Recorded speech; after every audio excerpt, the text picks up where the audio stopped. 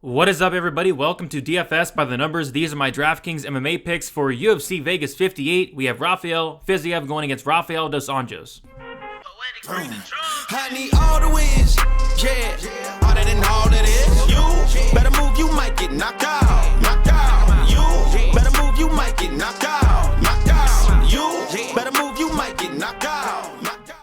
And we are back for another DraftKings video this week, breaking down a 12th fight card. It was supposed to be 11 fights, but we did have David Onama going against Armfield added on just as of late. Was able to get his salaries out there. He's sitting at 9,300, so looking forward to that fight. Yeah, this card's going to be a very tricky one. I think it's a very tough one from a betting perspective, a DraftKings perspective as well. But as always, we have some fights on Saturday, and definitely looking forward to talking the slate through here. Now, before we get started, if you guys can please leave a like on the video, subscribe to the channel. It is much appreciated. If you do want further, more content, be sure to check out dfsbythenumbers.com. Lots of stuff going on over there as well. But I say we get into it, and as always, guys, we're going to start with the fight doesn't go to decision lines. First one, we have David Onama going against, we have Garrett Armfield here, who is making his debut on a couple of days short notice. And yeah, I think it's a really tough matchup for Garrett Armfield here. Armfield and Onama have fought before. They fought back in 2018. It was an amateur fight, and the rounds were 3 minutes long, so 9 minutes total. This, of course, is a 15-minute fight. I think Onama, although he did not finish Armfield in their amateur fight, I think he finishes Armfield in this fight. Again, Armfield coming in on short notice, a couple days, coming up a weight class. This will be Armfield's very first fight as a pro at this weight class. So yeah, I think Onama goes out here and finishes him. It probably does it very early as well. I don't want to completely write off Armfield. Armfield is a very dangerous fighter. I believe he's finished all but one of his wins. Has a ton of power, seems like. Has a decent ground game as well. So I don't want to completely count out Armfield here. Maybe he can land a big shot on Onama. We have seen Onama hurt in both his UFC fights thus far. Was able to survive both of those. But I think Onama goes out here and probably gets to finish in the very first round. So very high on Onama. He's a minus 800 favorite at this point, and I think he does get it done probably in the very first round. Jamie Mullarkey going against Michael Johnson. And we have minus 200, fight doesn't go to decision. And yeah, I mean, these price tags are kind of crazy. Jamie Mullarkey, 9,100. Michael Johnson, 7,100. I feel like I will be playing both sides here. I think Mullarkey, if he does go to the takedown game, that use that ground game, I think he has a good chance to score well here. Michael Johnson has a lot of power. Jamie Mullarkey is very hittable. I feel like both guys have paths to scoring well here, so I don't mind sprinkling both sides. I am higher on the Jamie Mullarkey side. But his 47% striking defense does scare me. I don't think he's that great. I think Michael Johnson is going to have a lot of opportunities, there we go, to find the knockout here. So I'm going to be playing both sides, but more so on the Mullarkey side at 9,100. But I think Michael Johnson down low at 7,100 is not the worst play in the world. Next, we have Chase Sherman going against Jared Vanderaa. Sloppy heavyweight fight, but I feel like this is going to be important. You have Vanderaa 8,600, Sherman 7,600. I think if Vanderaa gets his fight down to the mat just once, the fight's going to be over shortly after. Chase Sherman, one of the worst ground games you'll ever see. On the feet, like, Chase Sherman has a ton of power. He's finished, I think, all but one of his wins. He very well can knock out Jared Vanderaa, who has a 44% striking defense. So I think this is one where you play both sides. It's a low-level heavyweight fight that really can go either way. Vanderaa should win this fight if he does go for takedowns. If he doesn't, I think it's close, and somebody probably does get knocked out at some point, whether it's Sherman early or Vanderaa late, but I think it's another good fight to target there. And then we have Kyle Bahayo going against Armen Petrosyan, the co-main event here. And yeah, the fight doesn't go to decision is sitting at minus 170. And yeah, Armen Petrosyan has finished all his fights besides one, and he was knocked out in his lone loss. So prior to that, Armen Petrosyan had 7 fights, all of them ending inside the distance. Kyle Bahayo, decent finishing rate in his own right. He lost by decision in his only loss there. But yeah, I think Kyle has a lot of paths to victory here. I think his striking is very good, but there's a huge hole in the game of Petrosyan. I think Bahayo's live for the takedowns, potential submission as well. And then on the feet, Petrosyan has a ton of power. He's very good on the feet. I feel like he could be live for that knockout, but I'm more so on the Kyle side myself at 8,900. But if Petrosyan wins, there's a good chance it's by knockout there. So I don't mind both sides on that, but mostly on the Bahayo side myself. All right, let's take a look at the core play. Speaking of Kyle Bahayo, 8,900. This guy's a black belt in BJJ. He has great fight IQ, good cardio, and I feel like he's going to use that fight IQ here and just take down Armen Petrosyan. Armin Petrosyan, you go watch tape on this guy, and this guy's getting taken down with little to no resistance in every single fight. He's giving up his back left and right. Kyle's very good at taking the back as well. I feel like he can very well take down Petrosyan, take his back, and tap him out here. I feel like a ground and pound TKO is in play as well. Just a lot of takedown upside here in this fight against Petrosyan, who again has very, very poor takedown defense, not only against like Rodriguez, and on the Contender Series he was taken down as well, but even like outside the Contender Series in the UFC, like he's getting taken down so easily, giving up his back every time. I feel like Kyle has a very good chance to finish this fight, and probably early as well. So love me some Kyle Bahayo. I feel like he will fight smart, and I feel like if he does, he has a lot of upside here. David Onama, 9,300. We talked about it earlier. He's currently sitting at minus 800 on the money line. They've already fought before. It was a 3-round amateur fight, and Onama did win all 3 of those rounds fairly easily. He even hurt Armfield a couple times in that fight. I think he hurts him here again, and I think he does finish him very early on. A lot of things going against Armfield, up a weight class, short notice. Onama's going to be much, much bigger. He's going to be towering over Armfield as well. And Onama hits very, very hard. So I like Onama to win. I like Onama to win by knockout and probably in the very first round. Ricky Turcios, 8,800. Kind of interesting here because Turcios, not completely sold on the guy, but I am sold on the fact that he does so much when he's in there. I mean, he's landing 7 significant strikes per minute. He's going to be very active at all times. As soon as the fight starts, he's throwing something. There's takedown upside, there's control time upside, there's reversal upside, and just a ton of strikes with Ricky Turcios. This guy's kind of a wild man. He leaves a lot of openings defensively that I don't like, and maybe he could get caught against the hobby, but if he goes and wins a decision here, I think it scores very, very well. I think he scored like 118, 119 in his UFC debut, and that's because of the fast pace that this guy fights at. This guy fights at a very, very fast pace, and I think that fast pace is going to add up to a lot of DraftKings points. So I like Ricky Turcios, 8,800. I think is a very high ceiling with the fast-paced nature of his game there. Ronnie Lawrence, 8,400. Yeah, this guy is DraftKings gold here. He's averaging over 9 takedowns per 15 minutes in a 3-fight sample, which is just nuts. He's completing takedowns at almost an 80% clip. I think it's like 78, 79% he's completing takedowns at. Kakhramonov is a very good fighter, very dangerous, hits very hard. His takedown defense is good, but he has been taken down. He has been controlled against the cage as well. Trevin Jones controlled him for like 8 or 9 minutes of that fight. And then I have seen him taken down and controlled in some other fights as well. I also think Ronnie Lawrence is going to have the much better cardio here.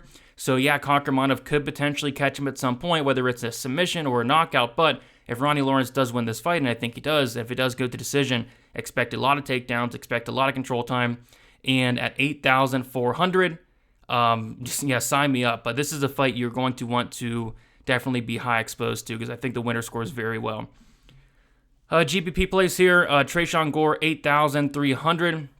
I think this is a really good matchup for Gore going against Cody Brundage. I don't trust the chin of Cody Brundage. And as we know, Tresean Gore does hit very, very hard. I feel like Gore is live for that knockout. I feel like this is an interesting fight to target as a whole, though. If Brundage is able to get the takedowns, I think he could score well, but you've seen Gore's takedown defense. It looks very, very good. I feel like he can keep this on the feet, and when he does, I think there's a very good chance he does find that KO there. 3-inch reach advantage as well for Gore. Brundage has been knocked out before in the Contender Series against William Knight, and then he was almost knocked out in his last fight against Stolcha. I feel like Gore does put him out here and puts up a pretty big score at 8,300. Jamie Malarkey, 9,100. We talked about it a little bit. Don't really love the price tag for him, but I do think he's going to come in there. He's going to make this a dogfight. It's going to be a lot of strikes. I feel like there's takedown upside, and if he can't get this down to the mat, Michael Johnson has been submitted like 9 times in his career. I feel like a Malarkey submission, a Malarkey grounded pound can be on the table here. So I don't mind some Malarkey, 9,100. There are some other options I like in that 9K range, but I think Malarkey's a fine play there. Jared Vanderaa, 8,600. If I knew for a fact that Jared Vanderaa would shoot for takedowns here, I would just lock him in to all of my lineups because Chase Sherman has a horrendous ground game, has no idea what to do when he's off his back, and Jared Vanderaa is a black belt. Jared Vanderaa actually has very good grounded pound. The problem with Vanderaa is, and why you can't go all in on him, is because he's only completed 1 takedown in the UFC. It was actually on the Contender Series against Harry Hunsucker. Other than that, he's attempted 0 takedowns, and I think it's like his last 5 fights, 4 or 5 fights, 0 takedowns even attempted. So if he was smart, he'd take this fight down to the mat. If he does, I think it's a first round submission or ground and pound victory, but I just don't know if I can trust Vanderaa, so I'm not going to go crazy on it.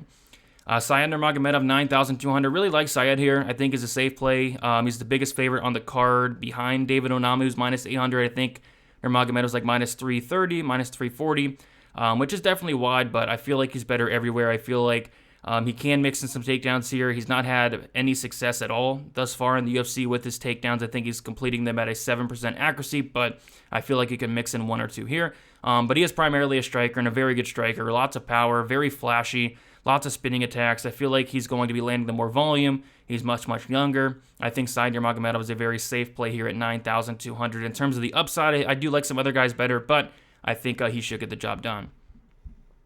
Live dogs here, and yeah, not a ton of live dogs really sticking out, so just a couple here. Rafael dos Anjos, 7,200, main event fight. We got 5 rounds to work with. There's a lot of question marks on Rafael Fiziev. How does his cardio look like in the 4th or 5th round? We've seen Fiziev slow down multiple times in 3-round fights. What does it look like if it does get to the 4th and the 5th? Also question marks about the takedown defense of Fiziev. On paper, it's 95%, but really, who's tried to take him down? I mean, this is going to be the toughest test for Rafael Fiziev in that aspect. RDA, legit BJJ black belt. If he is able to get the fight down to the mat, this submission could very well be there. I think he could put on a pace of Fiziev as long as he's not getting knocked out, which Fiziev has a ton of power. It very well could happen, but RDA has not been knocked out in a while. His last time he's been knocked down officially was back in 2008, the last time he's been knocked down. The only time he's been knocked down. He has been knocked out 3 times. He's been knocked out 2 times in the UFC.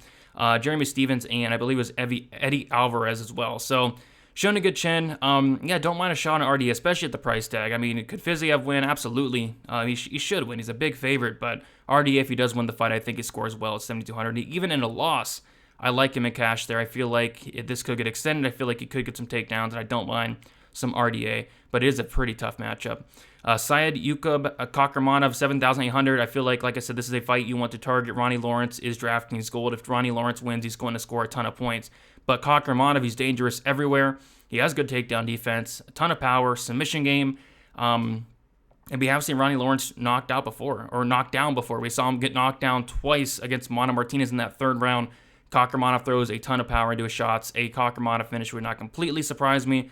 But yeah, I think the winner of this fight does score a ton. So I think it's you got to have some Kakramanov, but I am mostly on the Ronnie Lawrence side myself, and I have a ton of Ronnie Lawrence. But to hedge, I will definitely have some Kakramanov. Chase Sherman, 7,600. I guess it all comes down to the game plan of Jared Vanderaa. If Vanderaa goes out here and takes down Sherman, I think it's over like that. If Vanderaa decides to stand and bang with Chase Sherman, which I kind of think that's what he's going to do, unfortunately, Chase Sherman's going to have some opportunities. Jared Vanderaa, a 44% striking defense. Jared Vanderaa has been knocked out before. Chase Sherman has a very good finishing rate, finishing all but one of his wins, and Chase Sherman does hit very hard. So I guess it all comes down to the game plan of Vanderaa. Is he going to fight smart? Is he not? If he does not fight smart, Chase Sherman's going to have opportunities. Armen Petrosyan, 7,300. Yeah, this guy's no joke on the feet, and his takedown defense, there's a huge hole in that game, but I will say he does a good job at getting back up. And if he is on the feet for any period of time, he will have opportunities here. This guy hits very, very hard. He's a finisher, finishing all but one of his wins. I do think it'll be semi-competitive on the feet, but Petrosyan would be live to land that knockout. I do expect Kyle to go to his takedown game, though, and probably even finish this fight early. But if this fight is standing, Petrosyan will have some opportunities. And yeah, that's about it for the dogs. I mean, Nina Nunez is live, I suppose. But even then, what's her upside? 80 points there. Other than that, not a ton really sticking out. I mean, do you want to play Courtney Casey at 7,500? She could win, but if she does, 70 DraftKings points? I guess Cody Brundage could be interesting as well if Cody's able to implement his takedown game plan and get down Tresean Gore, put a pace on him. I guess Cody Brundage would be the other guy I'd be looking at. You got that Nzechukwu Roberson fight, which is just a mess. Yeah, this slate is pretty tough, to be honest. But we'll go to our pump play here. We have Michael Johnson, 7,100. Malarkey eats punches with his face, 47% striking defense. Michael Johnson has a ton of power. It would not completely shock me if Michael Johnson went out there and knocked out Jamie Malarkey, who has been knocked out 3 times and who is coming back way too soon after getting knocked out in his last fight. And I think Michael Johnson, would be live for the knockout there if this is on the feet. If Malarkey does stand and strike with Johnson, Johnson will definitely have his opportunities. And at 7,100, I'm willing to take some shots on Michael Johnson. And then fade to Anthony Shevchenko, 8,700. She's not going to go for takedowns. If she did, I'd be fairly surprised. She's not going to get a finish. Casey's only been finished like once. She finished, I'd be fairly surprised. This is probably going to decision. If it didn't, I'd be fairly surprised. Just really see no reason to play Antonina Shevchenko when you have, Kyle Bahayo, 200 more. You have Ricky Turcios, 100 more. You can go down and get like a Trayshawn Gore or a Ronnie Lawrence. Just no reason really to play Antonina Shevchenko this week. But yeah, guys, we did it. Tough slate. Tough slate, but definitely looking forward to it. Leave a like on your way out. Subscribe to the channel if you have not already. It is much, much appreciated. Best of luck, everybody, for UFC Vegas 58, and let us make some money. We'll see you guys. See you guys.